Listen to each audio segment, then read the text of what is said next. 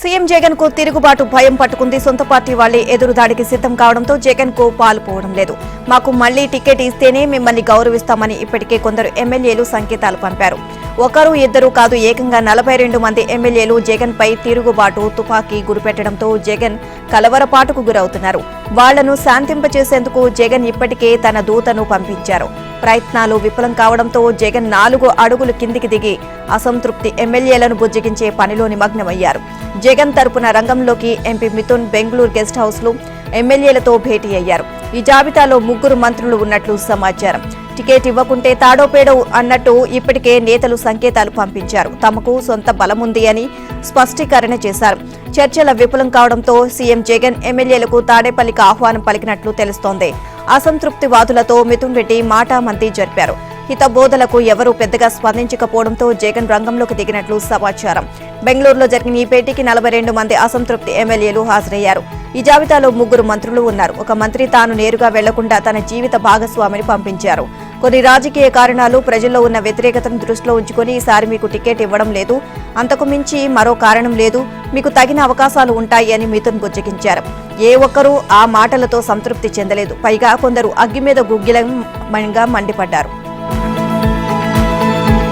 TDP జాతీయ ప్రధాన కార్యదర్శి నారా లోకేష్ ప్రతిష్టాత్మకంగా చేపట్టిన యువగళం పాదయాత్ర ఎట్టకేలకు ముగిసింది. విశాఖ జిల్లా అగనంపూడి వద్ద ఏర్పాటు చేసిన పైలాన్ను ఆవిష్కరించి లోకేష్ తన పాదయాత్ర ముగించారు. రాష్ట్ర నలుమూలల నుంచి వచ్చిన టీడీపీ, జనసేన శ్రేణులతో ఆ ప్రాంతం పసుపు సంద్రాన్ని తలపించింది. పైలాన్ ఆవిష్కరణ అనంతరం లోకేష్ మాట్లాడుతూ యువగళం పాదయాత్రలో పాల్గొన్న వారందరికీ ధన్యవాదాలు తెలియజేశారు. అసమర్థుడు గద్దెనెక్కి ప్రజాస్వామ్యంపై దాడి చేశారు అని విమర్శించారు. ప్రజాస్వామ్యం వ్యవస్థలపై చేసిన దాడిని కళ్లారా చూశాను అన్నారు. భవిష్యత్తుపై ఆశలు కోల్పోయిన యువతకు భరోసా ఇచ్చాను అన్నారు. పాదయాత్రలో ఇచ్చిన హామీలకు కట్టుబడి ఉంటానని లోకేష్ అభయమిచ్చారు. నియంతృత్వంపై ప్రజా యుద్ధమే యువగళమని పేర్కొన్నారు. యువగళం అణిచివేతకు గురైన వర్గాల గొంతుకు అయింది అని లోకేష్ తెలియజేశారు. యువగళం ప్రజాగళపై నిర్విరామంగా సాగింది అని లోకేష్ వివరించారు. చిత్తూరు జిల్లా కుప్పంలో ఈ ఏడాది జనవరి 27న లోకేష్ పాదయాత్ర ప్రారంభించారు. రాష్ట్రంలోని 11 ఉమ్మడి జిల్లాలు, 97 అసెంబ్లీ నియోజకవర్గాలు, 232 మండలాలు, మున్సిపాలిటీలు, 2028 గ్రామాల మీదుగా 226 రోజుల పాటు పాదయాత్ర సాగింది. పాదయాత్ర ముగించే సమయానికి లోకేష్ 3132 కిలోమీటర్లు నడిచినట్లయింది. ఉమ్మడి ఆంధ్రప్రదేశ్లో టీడీపీ అధినేత చంద్రబాబు చేపట్టిన వస్తున్న మీకోసం పాదయాత్రను అగనంపూడి వద్దే ముగించారు. అదే సెంటిమెంట్ను ఇప్పుడు లోకేష్ కూడా పాటించారు. అక్కడే తన పాదయాత్రను పూర్తి చేశారు. రేపు విజయనగరం జిల్లా భోగాపురం మండలం పోలిపల్లి వద్ద పాదయాత్ర విజయోత్సవ సభను నిర్వహించడానికి టీడీపీ భారీ ఎత్తున ఏర్పాట్లు చేసింది. జగన్ సర్కార్ తీరు వివాదాస్పదంగా మారింది. అంగన్వాడీలు వెనక్కి తగ్గకపోవడంతో జగన్ సర్కార్ ఆందోళన చెందుతుంది. తెలంగాణలో కంటే జీతం 1000 రూపాయలు ఎక్కువ పెంచుతాము అన్న హామీతో పాటు ఇతర సమస్యలు పరిష్కరించాలి అనేది అంగన్వాడీల డిమాండ్. బలవంతంగానైనా అంగన్వాడీల కేంద్రాలు తెరవాలని గ్రామ, వార్డు సచివాలయ ఉద్యోగులకు ప్రభుత్వం ఇచ్చిన ఆదేశాలు తీవ్ర దుమారం రేపాయి. జగన్ సర్కార్ నిర్ణయంతో వ్యవహారం కాస్త అంగన్వాడీలు వర్సెస్ సచివాలయ ఉద్యోగులు అన్నట్లుగా తయారైంది.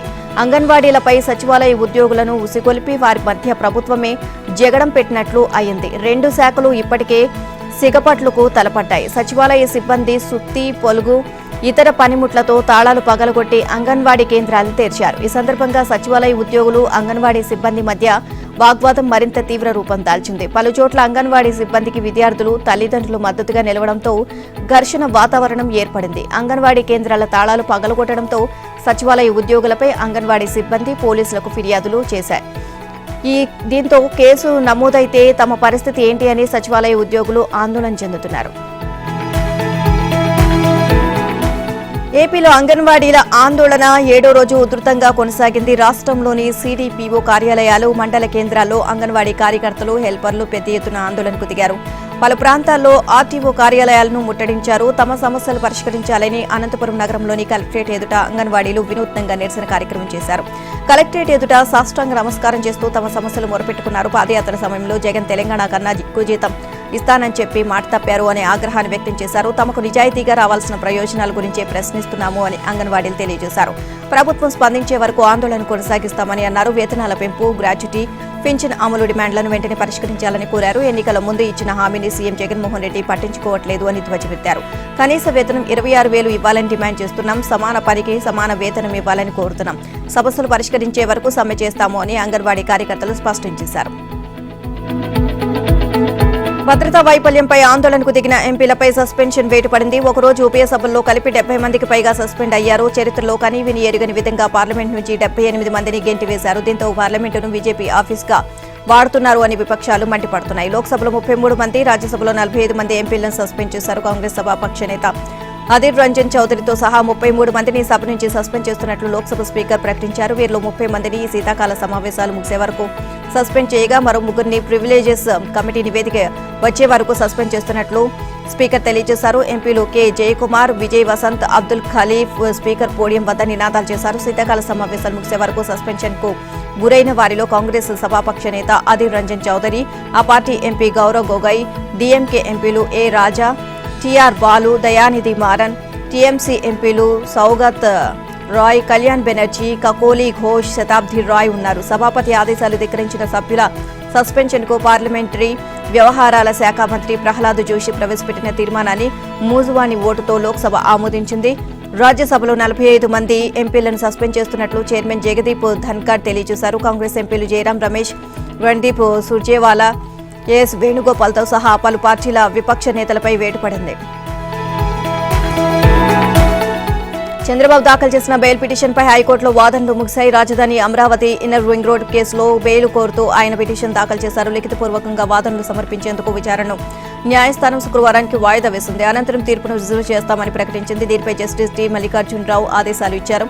రాజధాని అమరావతి మాస్టర్ ప్లాన్ డిజైనింగ్ తో పాటు ఐఆర్ఆర్ అలైన్మెంట్ రూపకల్పనలో అక్రమాలు జరిగాయి అని మంగళగిరి వైసీపీ ఎమ్మెల్యే ఆళ్ల రామకృష్ణారెడ్డి ఇచ్చిన ఫిర్యాదు ఆధారంగా సిఐడి నమోదు చేసిన కేసులో ముందస్తు బెయిల్ కోరుతూ చంద్రబాబు పిటిషన్ వేశారు. చంద్రబాబు తరపున సీనియర్ న్యాయవాది సిద్ధార్థ లూత్రా రిప్లై వాదనలు వినిపించారు. విజయవాడ చుట్టుపక్కల రాజధాని ఏర్పాటు చేయాలనేది కేబినెట్ నిర్ణయం అని అన్నారు. అది చంద్రబాబు ఒక్కడి నిర్ణయం కాదు అన్నారు. మాస్టర్ ప్లాన్ ఐఆర్ఆర్ అలైన్మెంట్ పై అప్పటి ప్రభుత్వం అభ్యంతరాలను స్వీకరించినప్పటికీ ఫిర్యాదుదారు గాని ఇతరులు గాని నాడు ఎలాంటి అభ్యంతరాలు లేవనెత్తలేదు అని సిద్ధార్థ లూత్రా కోర్టుకు తెలియజేశారు. పారదర్శకంగా చేపట్టిన పనులకు కుట్రకోణం ఆపాదించడం సరికాదు అన్నారు. సిఐడి తరపున అడ్వకేట్ జనరల్ శ్రీరామ్ వాదనలు వినిపించారు.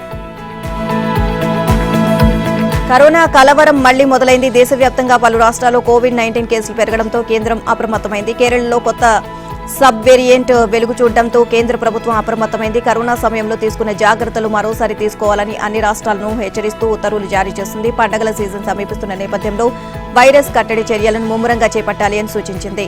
ఇన్ఫ్లుయెంజా తరహా కేసులను జిల్లా స్థాయిలోనే నమోదు చేసి వాటిపై పర్యవేక్షణ ఉంచాలి అని తెలియజేసింది. కరోనా వైరస్ కొత్త సబ్ వేరియంట్ JN1 కేసులు ఇటీవల కేరళలో వెలుగు చూశాయి. దీనిపై స్పందించిన కేంద్ర ఆరోగ్య శాఖ భారత్తో సహా 38 దేశాలు ఈ కొత్త వేరియంట్ గుర్తించినట్లు వెల్లడించింది. ప్రపంచ ఆరోగ్య సంస్థ ఇచ్చిన సూచనల మేరకు తగిన జాగ్రత్తలు తీసుకోవాలని రాష్ట్రాలను హెచ్చరించింది. అప్రమత్తంగా ఉంటూ కొత్త కేసులపై నిఘా ఉంచాలని కేంద్రం ఆదేశించింది. RT-PCR టెస్టులు ఎక్కువ సంఖ్యలో చేయాలని, వేరియంట్ తెలుసుకునేందుకు జీనోమ్ సీక్వెన్స్ టెస్టులు నిర్వహించాలని సూచించింది. వృద్ధులు, రోగనిరోధక శక్తి తక్కువగా ఉన్న వాళ్లపై మరింత అప్రమత్తంగా ఉండాలని తాజా అడ్వైజరీలో కేంద్ర ఆరోగ్య శాఖ సూచించింది. ప్రభుత్వ, ప్రైవేటు ఆసుపత్రుల్లో సంసిద్ధతలను పర్యవేక్షించేందుకు కేంద్ర ఆరోగ్య శాఖ చేపడుతున్న మాక్ డ్రిల్స్ లో భాగస్వామ్యం కావాలని సూచించింది. తెలంగాణ సీఎం రేవంత్ రెడ్డి నేడు ఢిల్లీకి వెళ్లనున్నారు. ఉదయం 9 గంటలకు ఢిల్లీకి వెళ్లనున్న రేవంత్ అధిష్టానం పెద్దలతో భేటీ కానున్నారు. ఎమ్మెల్సీ ఎన్నికలు, రాష్ట్ర రాజకీయాలపై చర్చించనున్నారు. ప్రధాని మోదీతో కూడా రేవంత్ భేటీ అయ్యే అవకాశాలున్నట్లు కాంగ్రెస్ వర్గాలు తెలియజేశాయి. త్వరలో తెలంగాణ రాష్ట్ర మంత్రివర్గ విస్తరణ జరిగే అవకాశం ఉండడంతో సీఎం రేవంత్ ఇవాళ ఢిల్లీ వెళ్తారని పార్టీ వర్గాలు చెబుతున్నాయి. ఢిల్లీలో పార్టీ అగ్రనేతలతో సమావేశం కానున్నారు. మంత్రివర్గ విస్తరణ, నామినేటెడ్ పదవుల భర్తీపై హైకమాండ్తో చర్చించే అవకాశం ఉంది. అనంతరం ప్రధాని మోదీని రేవంత్ రెడ్డి మర్యాదపూర్వకంగా కలిసే అవకాశం ఉంది అని కాంగ్రెస్ వర్గాలు తెలియజేశాయి. మంత్రివర్గ విస్తరణలో గ్రేటర్ హైదరాబాద్కే తొలి ప్రాధాన్యం ఇస్తారని సమాచారం. హైదరాబాద్ నగరంలోని నియోజకవర్గాల నుంచి కాంగ్రెస్ అభ్యర్థులు ఎవరూ ఎన్నికల్లో గెలవలేదు. అయినప్పటికీ నాంపల్లిలో పరాజయం పొందిన ఫిరోజ్ ఖాన్ మైనార్టీ కోటాలో పోటీలో ఉన్నారు. నిజామాబాద్ అర్బన్ స్థానంలో ఓటమి చెందిన షబ్బీర్ అలీకి మంత్రి పదవి ఓకే అయితే ఫిరోజ్ ఖాన్ కు అవకాశాలు ఉండవు అని సమాచారం. తిరుపతి వెంకటేశ్వర యూనివర్సిటీలో క్రిస్మస్ వేడుకలు కలకలం రేపాయి. ఆర్ట్స్ బ్లాక్ ఆడిటోరియంలో సెమీ క్రిస్మస్ వేడుకలు నిర్వహించారు. యూనివర్సిటీకి చెందిన ఓ ప్రొఫెసర్, పలువురు ఉద్యోగులు, విద్యార్థులు క్రిస్మస్ ప్రార్థనలు చేశారు. అధికారులు ఎవరి ఒత్తిడితో ఈ వేడుకలకు అనుమతి ఇచ్చారని పలువురు ప్రశ్నిస్తున్నారు. ఎస్వీ యూనివర్సిటీకి లీజ్ కింద టీటీడీ వందలాది ఎకరాల భూమిని కేటాయించడంతో పాటు అభివృద్ధి కోసం వార్షిక నిధులను చాలా ఏళ్లుగా మంజూరు చేస్తుంది. వర్సిటీలో నిర్వహించే పలు సదస్సులకు, పరిశోధన ప్రాజెక్టులకు కూడా ఆర్థిక వనరులను సమకూరుస్తోంది. ఈ నేపథ్యంలో వర్సిటీ క్రిస్మస్ వేడుకలకు వేదిక కావడంపై విమర్శలు చెలరేగాయి. గతంలో వైఎస్ఆర్ సీఎంగా వ్యవహరించినప్పుడు పద్మావతి మహిళా యూనివర్సిటీలోనూ ఇలాంటి దుమారమే చెలరేగింది. పీఠాధిపతుల పోరాటంతో అప్పట్లో పద్మావతి మహిళా వర్సిటీ అధికారులకు ప్రభుత్వానికి కోర్టు మొట్టికాయలు పెట్టింది. టీటీడీ భూముల్లోనూ వర్సిటీ ప్రాంగణంలోనూ అన్యమత వేడుకలు నిర్వహించకూడదు అని అప్పట్లో ప్రత్యేక జీవో విడుదల చేశారు. సీఎం జగన్ హయాంలో అన్యమత వేడుకలు నిర్వహించడంపై విద్యార్థి సంఘాలు ఆగ్రహం చెందుతున్నాయి. ఎస్వీయూలో క్రిస్మస్ వేడుకలు నిర్వహించడం అమానుషమని పలువురు పేర్కొంటున్నారు. తెలంగాణలో కొత్త పారిశ్రామిక వాడల ఏర్పాటుకు భూసేకరణ చేపట్టాలి అని అధికారులను సీఎం రేవంత్ రెడ్డి ఆదేశించారు. ఓఆర్ఆర్కు బయట రీజనల్ రింగ్ రోడ్డుకు లోపల 500 నుంచి 1000 ఎకరాల భూములను గుర్తించాలి అన్నారు. అవి కూడా విమానాశ్రయాలకు, జాతీయ రాష్ట్ర రహదారులకు 50 నుంచి 100 కిలోమీటర్ల దూరంలోపే ఉండాలి అని స్పష్టం చేశారు. రాష్ట్రంలో పారిశ్రామిక అభివృద్ధిపై సచివాలయంలో సోమవారం డిప్యూటీ సీఎం భట్టి విక్రమార్కతో కలిసి సీఎం ఉన్నత స్థాయి సమీక్ష నిర్వహించారు. పరిశ్రమల కోసం సేకరించే భూములు బంజరు భూములై ఉండడంతో పాటు సాగుకు యోగ్యం కాని విధంగా ఉండాలని సీఎం రేవంత్ రెడ్డి స్పష్టం చేశారు. దీనివల్ల రైతులకు నష్టం లేకుండా కాలుష్యం తక్కువగా ఉండేటట్లు అభివృద్ధి కేంద్రీకరణ జరుగుతోంది అని ఆయన అభిప్రాయపడ్డారు. పరిశ్రమలకు కేటాయించిన భూములు అందులో ఉపయోగించకుండా ఉన్న వాటి వివరాలు అందజేయాలని రేవంత్ ఆదేశించారు. కాలుష్య రహిత పరిశ్రమలకు ప్రాధాన్యం ఇవ్వాలని, హైదరాబాద్లోని నాచారం, జీడిమెట్ల, కాటేదన్ తదితర పారిశ్రామిక వాడల విషయంలో ప్రత్యామ్నాయాలను సూచించాలి అని పేర్కొన్నారు. బల్క్ డ్రగ్ ఉత్పత్తుల కంపెనీల ఏర్పాటుకు చేపట్టాల్సిన చర్యలపై అధ్యయనం చేయాలని సూచించారు. పశ్చిమాసియా, యూరోపియన్ దేశాల్లో అమల్లో ఉన్న విధానాలపై నివేదిక తయారు చేయాలని సూచించారు. 9 ఉమ్మడి జిల్లాలో ప్రభుత్వ బంజరు భూములను గుర్తించి పరిశ్రమల ఏర్పాటుకు ప్రాధాన్యం ఇవ్వాలని సీఎం సూచించారు. అవి నివాస ప్రాంతాలకు దూరంగా ఉండాలని స్పష్టం చేశారు. వచ్చే లోక్సభ ఎన్నికలను దృష్టిలో పెట్టుకుని కాంగ్రెస్ అధిష్టానం వేగంగా పావులు కదుపుతోంది. అందులో భాగంగానే తెలంగాణలోని 17 లోక్సభ నియోజకవర్గాలకు ఇన్ఛార్జీలను నియమించింది. అసెంబ్లీ ఎన్నికల్లో పార్టీ గెలుపులో కీలక పాత్ర పోషించిన వారికి ప్రత్యేక బాధ్యతలు అప్పగించింది. ఇన్ఛార్జీలుగా నియమితులైన వారిలో ముఖ్యమంత్రితో పాటు అందరూ మంత్రులే ఉన్నారు. చేవెళ్ల, మహబూబ్ నగర్ లోక్సభ స్థానాలకు రేవంత్ రెడ్డి ఇన్ఛార్జిగా వ్యవహరించనున్నారు. సికింద్రాబాద్, హైదరాబాద్ భట్టి విక్రమార్క, నాగర్ కర్నూలు, జూపల్లి కృష్ణారావు, నల్లగొండ ఉత్తమ్ కుమార్ రెడ్డి బాధ్యతలు స్వీకరించనున్నారు. భువనగిరి కోమటిరెడ్డి వెంకటరెడ్డి, వరంగల్ కొండ సురేఖ, మహబూబాబాద్ ఖమ్మం ప్రాంతాల బాధ్యతలు పొంగులేటి శ్రీనివాస్ రెడ్డి చేపట్టనున్నారు. ఆదిలాబాద్ సీతక్క, పెద్దపల్లి దుద్దిల్లా శ్రీధర్ బాబు, కరీంనగర్ పొన్నం ప్రభాకర్, నిజామాబాద్ జీవన్ రెడ్డి ఇన్ఛార్జిగా వ్యవహరిస్తారు. జహీరాబాద్ పి సుదర్శన్ రెడ్డి, మెదక్ దామోదర్ రాజనరసింహ, మల్కాజ్గిరి తుమ్మల నాగేశ్వరరావు ఇన్ఛార్జిగా వ్యవహరిస్తారు. లింక్స్ హైదరాబాద్ డ్రగ్స్ కేసులో వైసీపీ లింకులు బయటపడ్డాయి. హైదరాబాద్ ఎస్ఆర్ నగర్ పోలీసులు స్వాధీనం చేసుకున్న కారు చైర్మన్ ముక్కాల ద్వారకానాథ్కి చెందినదిగా గుర్తించారు. వైసీపీ నేత ముక్కాల ద్వారకానాథ్ నుడా చైర్మన్ గా కొనసాగుతున్నారు. డ్రగ్స్ తో పట్టుబడిన వారంతా నెల్లూరు జిల్లాకు చెందిన వారిలో బడాబాబులు కుమారులు ఉన్నారు. ఎవరికి వారు తమ కుమారులను కాపాడుకునేందుకు రాజకీయంగా విశ్వ ప్రయత్నాలు సాగిస్తున్నారు. ఎస్ఆర్ నగర్ లోని ఓ అపార్ట్మెంట్ లో నార్కోటిక్స్ బ్యూరో అధికారులు డ్రగ్స్ స్వాధీనం చేసుకున్నారు. బర్త్డే పార్టీ కోసం గోవా నుంచి డ్రగ్స్ తెప్పించారు. నిందితులు నెల్లూరు జిల్లా వాసులుగా గుర్తించారు. 12 మంది బీటెక్ విద్యార్థులు, సాఫ్ట్వేర్ ఉద్యోగులను అరెస్ట్ చేశారు. స్నేహితుడు ప్రేమ్చంద్ బర్త్డే కోసం సంపత్ గోవా నుంచి డ్రగ్స్ తెప్పించినట్లు అధికారులు తెలియజేశారు. స్వాముల రద్దీ కొనసాగుతుంది. పెద్ద సంఖ్యలో స్వాములు దైవ దర్శనానికి తరలి రావడంతో ఆలయంలో సౌకర్యాలపై దేవస్థానం బోర్డు ట్రావెల్ కోర్ ప్రత్యేక దృష్టి పెట్టింది. శబరిమలకు వచ్చే మహిళలు, పిల్లలు, వికలాంగులకు ప్రత్యేక దర్శన ఏర్పాట్లు చేసింది. వారికి ప్రత్యేక క్యూ లైన్ల ద్వారా దర్శనానికి పంపిస్తున్నారు. అయ్యప్ప స్వాములు ఎంతో పవిత్రంగా తీసుకువెళ్లే ఇరుముడి చెల్లించేందుకు కనీసం 20 గంటల సమయం పడుతుంది. విపరీతమైన రద్దీ కారణంగా భక్తుల మధ్య తోపులాట చోటు చేసుకుంటున్నాయి. గతం కంటే ఈ ఏడాది 30% రద్దీ పెరిగిందని, వృద్ధులు, పిల్లలు ఎక్కువ సంఖ్యలో రావడంతో రద్దీ నెలకొంది అని ఆలయ అధికారులు తెలియజేశారు. ఆలయం లోనికి ప్రవేశించే 18 మెట్లు వద్ద గంటకు 4600 మంది భక్తులు ఎక్కేలా ఏర్పాట్లు చేశారు. పిల్లలు, వృద్ధులు, మహిళలు ఎక్కువగా వస్తుండటంతో 18 మెట్ల వద్ద ఆలస్యం అవుతుంది అని దేవస్థానం బోర్డు తెలియజేసింది. బిగ్ బాస్ తెలుగు 7వ సీజన్ విజేత పల్లవి ప్రశాంత్ పై హైదరాబాద్ లోని జూబ్లీ హిల్స్ పోలీసులు సుమోటోగా కేసు నమోదు చేశారు. వివిధ సెక్షన్ల కింద కేసులు నమోదు చేసినట్లు పోలీసులు వెల్లడించారు. పల్లవి ప్రశాంత్ కు చెందిన పలువురు అభిమానులపైన పోలీసులు కేసు నమోదు.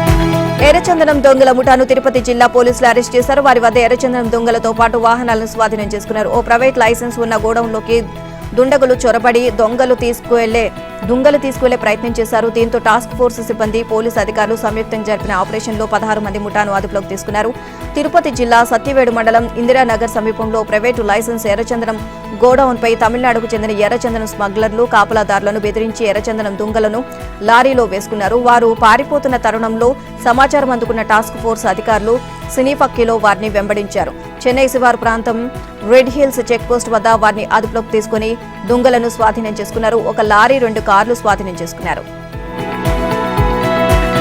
లోక్సభ ఎన్నికలపై బీజేపీ జాతీయ నాయకత్వం ఫోకస్ పెట్టింది. దక్షిణాదిలో మెజారిటీ పార్లమెంట్ స్థానాలు గెలిపే లక్ష్యంగా ప్లాన్ చేస్తోంది. అందులో భాగంగానే తెలంగాణ నుంచి లోక్సభ పరిలో ప్రధానమంత్రి నరేంద్ర మోదీ నిలుస్తారు అని, సికింద్రాబాద్ స్థానం నుంచి పోటీ చేస్తారు అంటూ ప్రచారం జరుగుతోంది. ప్రధాని మోదీ తెలంగాణ నుంచి పోటీ చేస్తారు అంటూ బీజేపీలో జోరుగా ప్రచారం జరుగుతోంది. తెలంగాణలో మోదీ పోటీ చేస్తే రాష్ట్రమంతా ప్రభావం ఉంటుందని కమలం పార్టీ భావిస్తోంది. ఇక మోదీ ఇక్కడ పోటీ చేయడానికి వస్తే తమ స్థానం వదులుకోవడానికి పలువురు బీజేపీ నాయకులు సిద్ధమంటున్నారు. శీతాకాల విడిది కోసం రాష్ట్రపతి ద్రౌపది ముర్ము హైదరాబాద్ చేరుకున్నారు. ప్రత్యేక విమానంలో బేగంపేట విమానాశ్రయానికి చేరుకున్న ఆమె గవర్నర్ తమిళసై సౌందరరాజన్, సీఎం రేవంత్ రెడ్డి స్వాగతం పలికారు. డిప్యూటీ సీఎం బట్టి విక్రమార్క, మంత్రులు Seethakka, దుద్దేళ్ల Sridhar Babu, chief secretary Santhi Kumari, DGP Ravi Gupta, త్రివిధ దళాలకు చెందిన అధికారులు ఘన స్వాగతం పలికారు. అక్కడి నుంచి ఆమె నేరుగా బొల్లారంలోని రాష్ట్రపతి నిలయానికి చేరుకున్నారు. రాష్ట్రపతి వాస్తవానికి హకింపేట ఎయిర్ ఫోర్స్ స్టేషన్ కు రావాల్సి ఉండగా పశ్చిమ బెంగాల్లోని ఖరగ్పూర్ ఐఐటీ 69వ స్నాతకోత్సవానికి హాజరై తిరిగి నగరానికి రావడం ఆలస్యం కావడంతో బేగంపేట విమానాశ్రయంలో దిగారు. రాష్ట్రపతి 5 రోజుల పాటు సికింద్రాబాద్లోని బొల్లారం రాష్ట్రపతి నిలయంలో బస చేయనున్నారు. నేడు బేగంపేటలోని హైదరాబాద్ పబ్లిక్ స్కూల్ శతాబ్ది ఉత్సవాలు రాష్ట్రపతి పాల్గొంటారు. రేపు నల్లగొండ జిల్లాలోని పోచంపల్లిలో చేనేత స్పిన్నింగ్ యూనిట్ తో పాటు టెక్స్టైల్ మంత్రిత్వ శాఖ థీమ్ పెవిలియన్ సందర్శిస్తారు. ఈ సందర్భంగా ఆమె చేనేత కార్మికులతో ప్రత్యేకంగా సమావేశమవుతారు. అదే రోజు సికింద్రాబాద్లోని ఎంఎన్ఆర్ ఎడ్యుకేషనల్ ట్రస్ట్ స్వర్ణోత్సవ వేడుకలకు హాజరవుతారు. డిసెంబర్ 21న రాష్ట్రపతి నిలయంలో వివిధ ప్రాజెక్టులను ప్రారంభిస్తారు. డిసెంబర్ 22న రాష్ట్రంలోని విద్యావేత్తలు, ప్రముఖుల కోసం ఎట్ హోమ్ రిసెప్షన్ ను నిర్వహిస్తారు. ప్రతి ఏడాది శీతాకాలం విడిదికి రాష్ట్రపతి ఇక్కడికి రావడం ఆనవాయితీ. నెల్లూరు జిల్లా తాటిపర్తి పంచాయతీ వరదపురం క్వారీ వద్ద ఉద్రిక్తత నెలకొంది. 3 రోజులుగా మాజీ మంత్రి సోమిరెడ్డి క్వారీ అక్రమాలపై నిరవధిక నిరాహార దీక్ష చేస్తున్నారు. దీంతో అక్రమార్కులు క్వారీ వద్దకు సుమారు 200 మంది హిజ్రాలు, వైసీపీ శ్రేణులను పంపారు. హిజ్రాలు, గూండాలు రెచ్చిపోయి సోమిరెడ్డి కారు అద్దాలు ధ్వంసం చేశారు. హిజ్రాలు, గూండాలకు స్థానిక పోలీసులు సపోర్ట్ ఇవ్వడంపై టీడీపీ నేతలు ఆగ్రహాన్ని వ్యక్తం చేస్తున్నారు. ఢిల్లీ లిక్కర్ కేసులో కీలక పరిణామాలు చోటు చేసుకునే మద్యం కుంభకోణం కేసులో ఢిల్లీ సీఎం కేజ్రీవాల్ కు మరోసారి ఈడీ నోటీసులు జారీ చేసింది. ఈ నెల 21న విచారణకు హాజరు కావాలని నోటీసులో తెలియజేసింది. గత నెలలో ఒకసారి ఈడీ నోటీసులు జారీ చేయగా ఎన్నికల ప్రచారం నేపథ్యంలో హాజరు కాలేను అని సమాచారం ఇచ్చారు కేజ్రీవాల్. దీంతో మరోసారి విచారణకు రావాలి అని ఈడీ నోటీసులు పంపించింది. ఇక ఇదే కేసులో కీలక నిందితుడు అరుణ్ రామచంద్ర పిళ్లైకి మధ్యంతర బెయిల్ లభించింది. భారీ అనారోగ్య కారణంగా పిళ్లైకు సిబిఐ ప్రత్యేక కోర్టు న్యాయమూర్తి నాగ్పాల్ మధ్యంతర బెయిల్ మంజూరు చేశారు. బీఆర్ఎస్ ఎమ్మెల్సీ కవిత బినామీగా అరుణ్ రామచంద్ర పిళ్లైపై దర్యాప్తు సంస్థలు అభియోగాలు మోపాయి. అలాగే పిళ్లై అప్రూవర్ గా మారతారు అంటూ ప్రచారం జరిగింది. ఆ ప్రచారాన్ని పిళ్లై తరపు న్యాయవాది ఖండించారు. గతంలో ఈ కేసులో శరత్చంద్రారెడ్డి, మాగుంట రాఘవ అప్రూవర్ గా మారిన విషయం తెలిసిందే. 6 నెలల లోపు కేసు దర్యాప్తును పూర్తి చేస్తామని ఇప్పటికే సుప్రీంకోర్టుకు తెలిపిన ఈడీ త్వరలోనే మరో ఛార్జ్షీట్ దాఖలు చేసేందుకు ప్రయత్నిస్తోంది. దీంతో ఢిల్లీ లిక్కర్ కేసు మళ్లీ తెరపైకి రానుంది. 5 రాష్ట్రాల ఎన్నికలు ముగిసిన నేపథ్యంలో తిరిగి విచారణలో వేగం పెంచే యోచనలో దర్యాప్తు సంస్థలు ఉన్నాయి. మరోసారి పలువురిని ప్రశ్నించేందుకు ఈడీ రంగం సిద్ధం చేస్తోంది. దస్తగిరి భార్య షబానా సంచలన వ్యాఖ్యలు చేశారు. తన భర్తను జైల్లో పెట్టి మానసికంగా వేధిస్తున్నారని ఆరోపించారు. తమను వేధించే కంటే ఒకేసారి చంపేయండి అంటూ ఆమె ఆవేదన వ్యక్తం చేశారు. సెంట్రల్ జైల్లో రిమాండ్లో ఉన్న దస్తగిరిని ఆమె ములాఖాత్లో కలిశారు. తన భర్త 50 రోజులుగా జైల్లోనే మగ్గుతున్నాడు అని వాపోయారు. బెయిల్ రాకుండా అనేక కేసులు చూపించి పోలీసులు ఇబ్బందులకు గురి చేస్తున్నారు అని ఆరోపించారు. గతంలో ఆయనపై ఎలాంటి కేసులు లేవన్నారు. వివేక కేసులో అప్రూవర్గా మారిన తర్వాతే తమ కుటుంబానికి ఇబ్బందులు ఎక్కువయ్యాయి అన్నారు. వివేక హత్య కేసులో రాజీ కోసం వైసీపీ పెద్దలు అన్ని విధాలుగా ప్రయత్నిస్తున్నారని చెప్పారు. తాము డబ్బుకు లొంగకపోవడంతో తమపై కక్షగట్టారని ఆరోపించారు. Kadapa MP YS Avinash Reddy, Jammalamadugu MLA Sudheer Reddy అక్రమంగా కేసు పెట్టించి తన భర్తను జైలుకు పంపించారని ఆవేదన వ్యక్తం చేశారు. ఈ కేసులో 4 బయటకు వచ్చి తిరుగుతున్నా తన భర్తకు బెయిల్ రాకుండా అడ్డుకుంటున్నారని చెప్పారు. న్యాయస్థానం న్యాయం వైపు ఎందుకు చూడడం లేదని ప్రశ్నించారు. పోలీసులకు డబ్బులు ఇచ్చి తన భర్తపై తప్పుడు కేసులు నమోదు చేయించారని ఆరోపించారు. తమ కుటుంబానికి ఏం జరిగినా పులివెందుల వైసీపీ నేతలు ప్రభుత్వం బాధ్యత వహించాలి అంటూ ఆమె కంటతడి పెట్టారు. వచ్చే ఏడాది ఐపీఎల్ కోసం క్రికెట్ అభిమానులు ఆసక్తిగా ఎదురు చూస్తున్నారు. జూన్ 4 నుంచి జూన్ 30 మధ్య T20 ప్రపంచ కప్ జరగనుంది. ఐపీఎల్ ఎప్పటి నుంచి ప్రారంభమవుతుంది అని క్రీడాభిమానులు ఆరాలు తీస్తున్నారు. వచ్చే ఏడాది ఐపీఎల్ మార్చి 22న లేదా 23న ప్రారంభమవుతుంది అని బీసీసీఐ వర్గాలు భావిస్తున్నాయి. మార్చి 11 వరకు ఇంగ్లాండ్తో టీమిండియా 5 టెస్టుల సిరీస్ ఆడనుంది. తర్వాత నేరుగా T20 ప్రపంచ కప్లోనే బరిలోకి దిగనుంది. ఐపీఎల్ 2024 సీజన్ కోసం టీమిండియా అంతర్జాతీయ షెడ్యూల్ను ఖరారు చేయలేదు. వచ్చే ఏడాది జరిగే ఐపీఎల్లో Australia, New Zealand, south Africa, West Indies, Sri Lanka ఆటగాళ్లు సీజన్ మొత్తానికి అందుబాటులో ఉండనున్నారు. దీంతో విదేశీ ఆటగాళ్లు అందుబాటులో ఉండే విషయంపై బీసీసీఐ అన్ని ఫ్రాంచైజీలకు స్పష్టమైన సమాచారాన్ని అందజేస్తుంది. మార్చిలో తండ్రి కాబోతున్న ఆస్ట్రేలియా పేసర్ హేజల్వుడ్ లీగ్ మొత్తానికి అందుబాటులో ఉంటాడా అని తెలియజేసింది. England leg spinner Rehan Ahmed IPL 2024 సీజన్కు అందుబాటులో ఉండడం లేదు అని బీసీసీఐ తెలియజేసింది. మిగతా ఆటగాళ్లు తమ అంతర్జాతీయ షెడ్యూల్కు అనుగుణంగా అందుబాటులో ఉంటారు అని తెలిపారు.